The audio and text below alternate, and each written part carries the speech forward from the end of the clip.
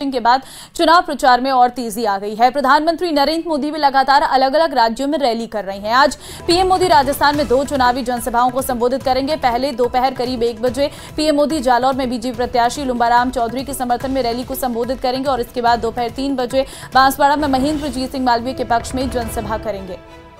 तो फिलहाल आपको जानकारी हम दे रहे हैं। तो फिलहाल आपको जानकारी दे दें कि आज प्रधानमंत्री नरेंद्र मोदी राजस्थान में बड़े चुनावी जनसभा को संबोधित करने वाले। बताया जा रहा है कि अब तक की सबसे बड़ी जनसभा बांसवाड़ा में होने जा रही है। महेंद्रजीत सिंह मालवीय, राजकुमार रोत और अरविंद डामोर, इन तीनों के बीच में मुकाबला है। त्रिकोणीय मुकाबला इस बार रहने वाला है और ऐसे में क्योंकि महेंद्रजीत सिंह मालवीय का एक बड़ा जनाधार है बांसवाड़ा में, ऐसे में आदिवासी अंचल के लोग जो है वो प्रधानमंत्री के आगमन को लेकर काफी उत्साहित है। प्रधानमंत्री नरेंद्र मोदी आज बांसवाड़ा में चुनावी रैली को संबोधित करने के लिए आ रहे हैं। महेंद्रजीत मालवीय को जिताने की वो अपील करेंगे। मालवीय साहब हमारे साथ मौजूद हैं। मालवीय साहब, प्रधानमंत्री जी आ रहे हैं, कितना बड़ा मौका है और आपको लगता है कि उनके आने के बाद आपकी जीत और बड़ी हो जाएगी? इससे बड़ी कोई खुशी की बात नहीं हो सकती है कि देश और दुनिया में मोदी साहब का एक नाम है, एक दबदबा है और देश में 600 जिले हैं। इसमें से बांसवाड़ा जिलों को चयन किया, मुझे चयन किया है। बहुत खुशी की लहर है पूरे लोकसभा क्षेत्र में। कितना क्राउड आने वाला है? क्या जन सैलाब उमड़ेगा आज मोदी जी को सुनने के लिए? ये जो कॉलेज ग्राउंड है वो छोटा पड़ जाएगा और वैसे भी आप मुझे जानते ही हो, जहाँ कहीं पर भी मैंने आज तक काम किया है वो ऐतिहासिक ही किया है। आज भी यही यादगार रहेगा रैली माननीय प्रधानमंत्री जी की। ये भी ऐतिहासिक ही था इस बार कि आप कांग्रेस के विधायक बने और फिर रिजाइन करके और एमपी का चुनाव लड़ रहे हैं। तो कितना मुश्किल फैसला था, या आपको लगता है कि मोदी जी के साथ जाना है तो पार्टी कोई मायने नहीं रखती? देखो, विधायक तो मैं था और वो भी बम्पर वोटों से जीत के था, लेकिन वागड़ मेवाड़ के विकास के आगे मैंने अपने आप में ये पाया कि इस क्षेत्र का भला करना है, विकास करना है, तो डबल इंजन की सरकार के साथ जुड़कर इन 5 सालों में जो लाभ मिल सकता है उसको लेना चाहिए।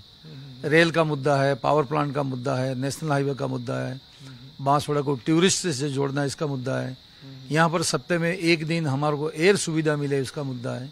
ऐसे अनेक मुद्दे हैं। एक तरफ आप विकास के मुद्दे पर चुनाव लड़ रहे हैं, तो जो आपके सामने चुनाव लड़ रहे हैं बीजेपी के जो नेता हैं राजकुमार रोत, वो आदिवासी आत्मसम्मान की बात कहते हुए वोट मांगने की कोशिश कर रहे हैं। लगता क्या विकास का मुद्दा बहुत भारी है यहाँ पर? विकास को कौन नहीं मानता और मोदी साहब के विकास को कौन नहीं मानता? जैसे मैंने अभी कितने मुद्दे गिना दिए। मैंने सरकार में रहते हुए 10,000 करोड़ रुपया बांसवाड़ा को दिया। वो 10,000 करोड़ में से अभी 1 या 1,500 करोड़ रुपया बुक हुआ, करीबन 9,000 करोड़ रुपया बाकी है। जब ये धरातल पे लगेगा, अभी माही के कैनाल को लेके किसानों में बहुत खुशी की लहर है। टेल तक पानी पहुंच गया, सीपेज नहीं हुआ है, कितनी बड़ी बात है। आपने फील किया है कि लहर चल रही है वागड़ में और आपके इस अंचल में हर तरफ बीजेपी है? देखो, लहर तो मोदी साहब के आगे तो लहर क्यों नहीं चलेगी? वो तो अपने आप एक लहर है, महालहर है, वो जबरदस्त लहर चल रही है। और आज की मीटिंग बाद तो पूरे वागड़ अंचल में, मेवाड़ अंचल में भारतीय जनता पार्टी की बल्ले बल्ले है। और चलिए आगे बढ़ते हैं। मुंबई में सलमान खान के घर पर हुई फायरिंग मामले से जुड़ी बड़ी खबर आ रही है। मुंबई क्राइम ब्रांच ने इस मामले में लॉरेंस बिश्नोई और अनमोल बिश्नोई को आरोपी बनाया है। इसके साथ ही मुंबई क्राइम ब्रांच ने मुंबई लॉरेंस बिश्नोई और उनके भाई अनमोल बिश्नोई को वांटेड आरोपी बनाया है। और इसके अलावा सलमान खान फायरिंग मामले में मुंबई क्राइम ब्रांच ने एफआईआर में 3 और नई धाराएं जोड़ी हैं। एफआईआर में आईपीसी की धारा 506, 2 और 115 और 201 धारा भी जोड़ी गई है।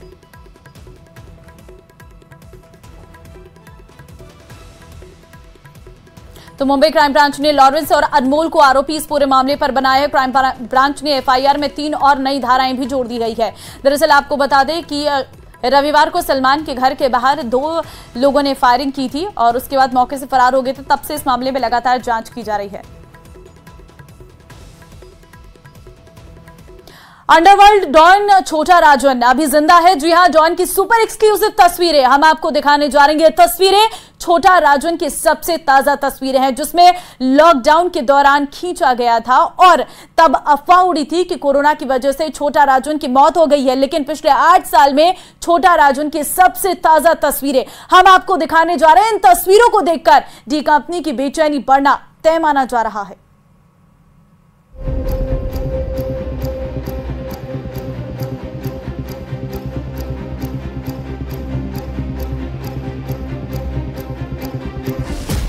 दाऊद इब्राहिम के सबसे बड़े दुश्मन की ताजा तस्वीर।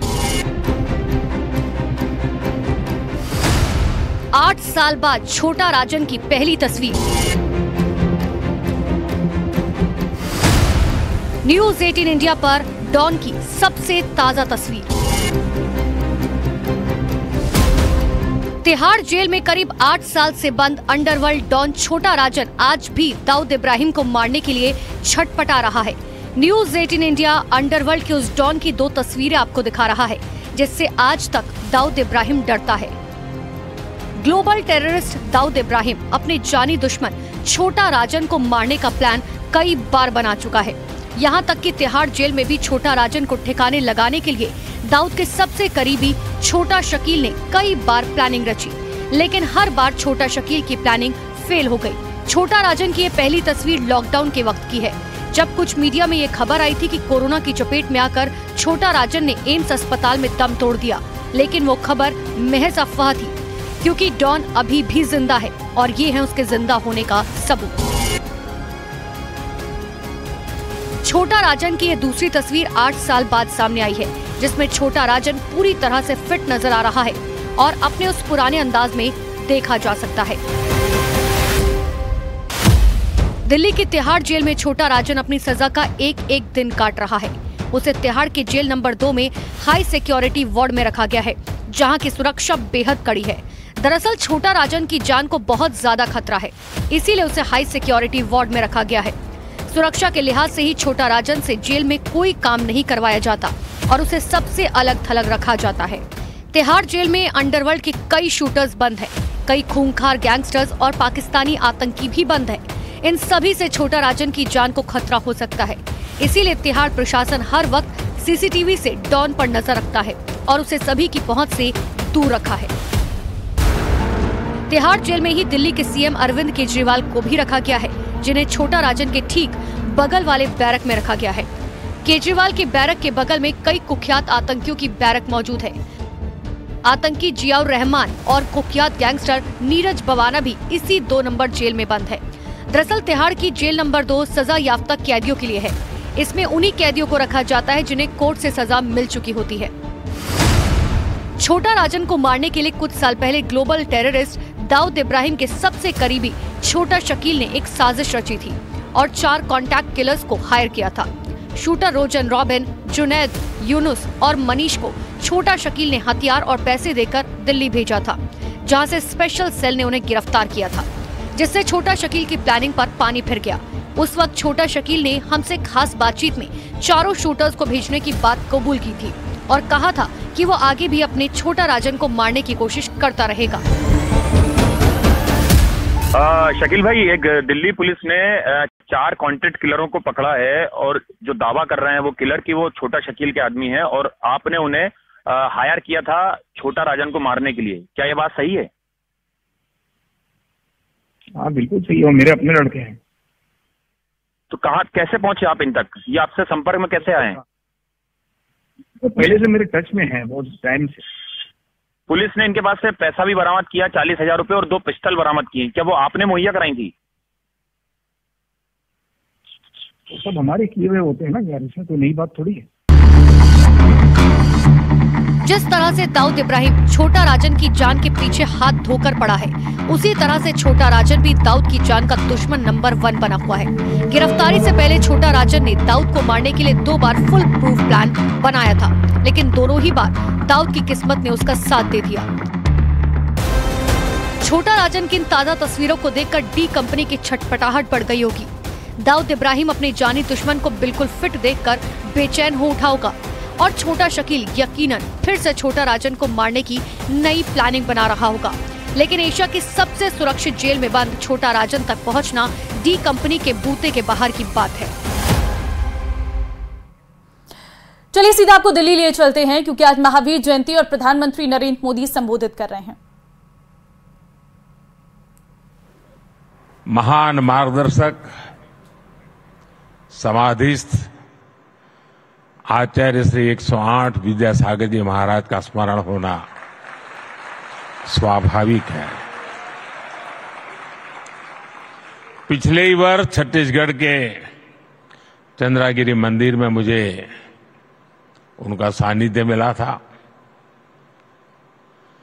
उनका भौतिक शरीर भरेली हमारे बीच नहीं है, लेकिन उनके आशीर्वाद जरूर हमारे साथ है। साथियों, भगवान महावीर का ये 2550वां निर्वाण महोत्सव हजारों वर्ष का एक दुर्लभ अवसर है।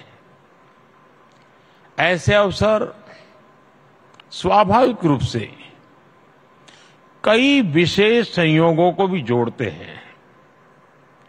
ये वो समय है जब भारत अमृत काल की शुरुआती दौर में है। देश आजादी के शताब्दी वर्ष को स्वर्णिम शताब्दी बनाने के लिए काम कर रहा है। इस साल हमारे संविधान को भी 75 वर्ष होने जा रहे हैं। इसी समय देश में एक बड़ा लोकतांत्रिक उत्सव भी चल रहा है। देश का विश्वास है कि यहीं से भविष्य की नई यात्रा शुरू होगी।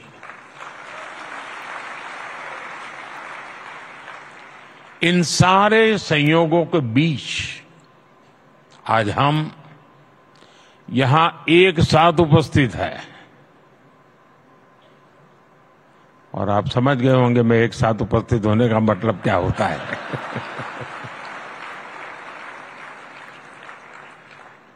मेरा आप लोगों से जुड़ा बहुत पुराना है। हर फिरके की अपनी एक दुनिया है।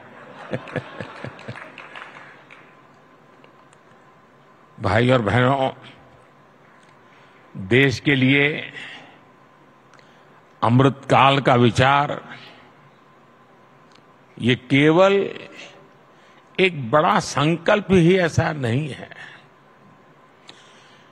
ये भारत की वो आध्यात्मिक प्रेरणा है जो हमें अमरता और शाश्वतता को जीना सिखाती है।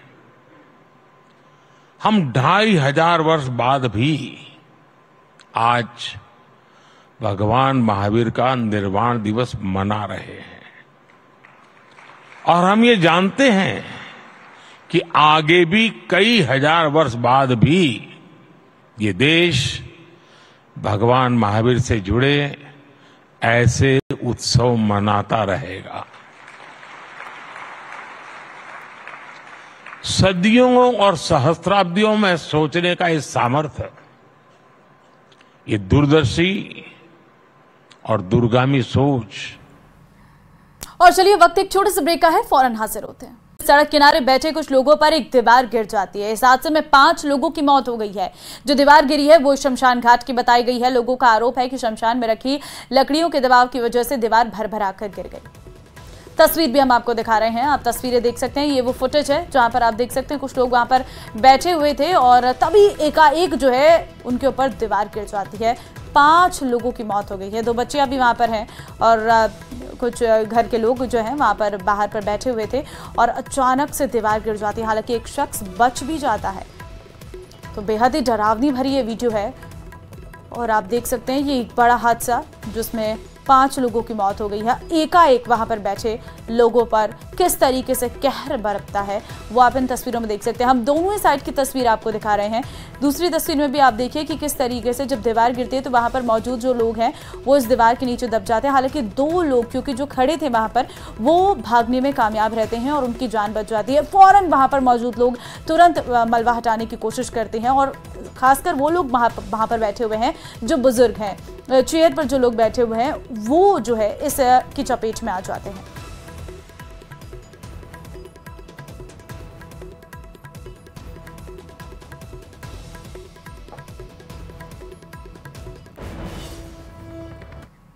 हिमाचल प्रदेश के पालमपुर से रोंगटे खड़े कर देने वाला एक वीडियो सामने आया है जहां एक युवक ने एक लड़की पर धारदार हथियार से हमला कर दिया।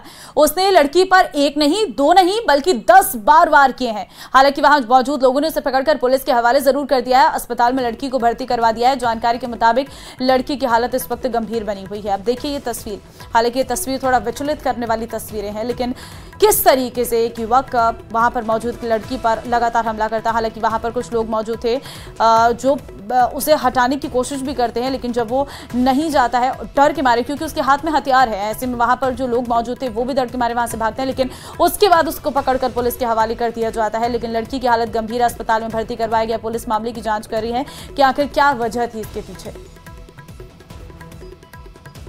एक तरफ अमेरिका कह रहा है कि वो युद्ध नहीं चाहता, लेकिन दूसरी तरफ उसने इजराइल को $100 करोड़ के हथियार भेजने का वादा कर दिया है।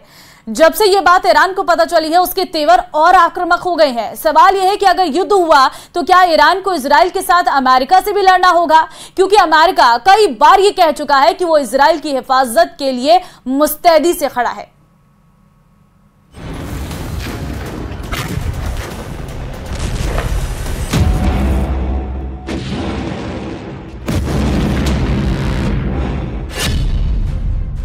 नेतन्याहू को बाइडेन का फुल सपोर्ट।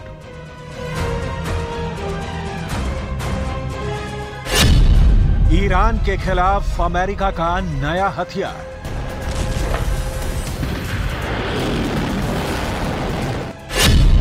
तेल अवीव आ रहा है $100 करोड़ का हथियार।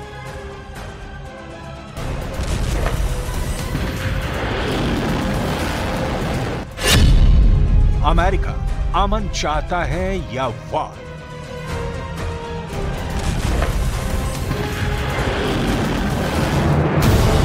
ये सवाल बहुत जरूरी है, क्योंकि ना तो दुनिया के नक्शे पर क्षेत्रफल के हिसाब से ना आबादी के हिसाब से इजराइल ईरान के सामने टिकता है। यहां तक कि पुतिन और शी जिनपिंग के समर्थन के बाद ईरान इजराइल से ताकत में भी बहुत ऊपर पहुंच जाएगा। फिर इजराइल के पास क्या है जिसके दम पर वो ईरान फतह करने की मंशा संजो रहा है? इसे समझने के लिए आपको अमेरिका की वो नई खेप देखनी होगी जिस पर बाइडेन ने मुहर लगा दी है। एक नई रिपोर्ट के मुताबिक अमेरिका के राष्ट्रपति जो बाइडेन प्रशासन एक नए हथियार सौदे की शुरुआत पर विचार कर रहा है, जिसके तहत इजराइल को $100 करोड़ से अधिक के हथियार बेचे जाएंगे।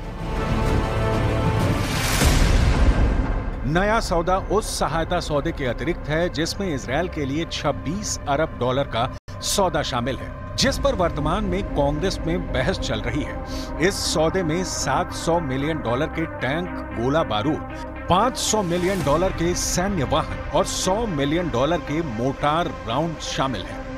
He strongly supports this package to reinforce Israel and Ukraine, and let's not forget the humanitarian aid that's needed for the Palestinian people in Haiti, in Sudan. This is important humanitarian aid. Let's not forget the security in Indo-Pacific. So this is what this package is going to do. The president strongly supports that. America ने अभी 2 दिन पहले ही ऐलान किया था कि Israel अगर Iran के खिलाफ बदले की कार्रवाई करता है तो उसका साथ नहीं देगा। यहां तक कि बेंजामिन नेतन्याहू को जो बाइडेन ने साफ लहजे में कहा था कि इजराइल को संयम बरतना होगा। और उसके बाद अमेरिका में इस बात की बहस चल रही है कि ऐसे हालात में इजराइल को मदद की दरकार है और उसे हथियार पहुंचाए जाने चाहिए। अमेरिका के इजराइल को इस शह की कीमत क्या होगी, इसे समझना बहुत जरूरी है। 1916 किलोमीटर ये तेल अवीव से तेहरान की दूरी है। 9437 किलोमीटर ये तेल अवीव से अमेरिका की दूरी है।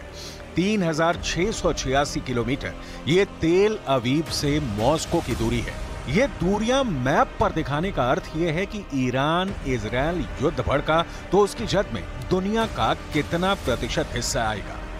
यही नहीं, अमेरिका के अलावा फ्रांस है, जर्मनी है, ब्रिटेन है, इटली है, जो इजराइल के साथ कंधे से कंधा मिलाकर खड़े हैं। इन देशों के साथ रहते हुए कहा जा सकता है कि ईरान चाहे जितनी ताकत जुटा ले, इजराइल के खिलाफ उसके हमले नाकाम होने की पूरी संभावना होगी। लेकिन यहाँ इजराइल को मिल रही यूरोपीय देशों से मदद की चर्चा नहीं, चर्चा अमेरिका से मिल रही मदद की, जिसके दम पर इजराइल खड़ा है। ईरान से दो हाथ करने के लिए अभी ही नहीं, अमेरिका इजराइल का ऑल वेदर फ्रेंड रहा है। अमेरिका ने बीते कुछ सालों में इजराइल को दुनिया की सबसे उन्नत मिलिट्री में से एक बनाने में पूरी मदद की है। अमेरिकी फंड की मदद से इजराइल अमेरिका से सैन्य साजो सामान की खरीद फरोख्त करता है। और चलिए इस बुलेटिन में फिलहाल के लिए बस इतना ही। बाकी अन्य खबरों के लिए बने रहिए हमारे साथ। नमस्कार।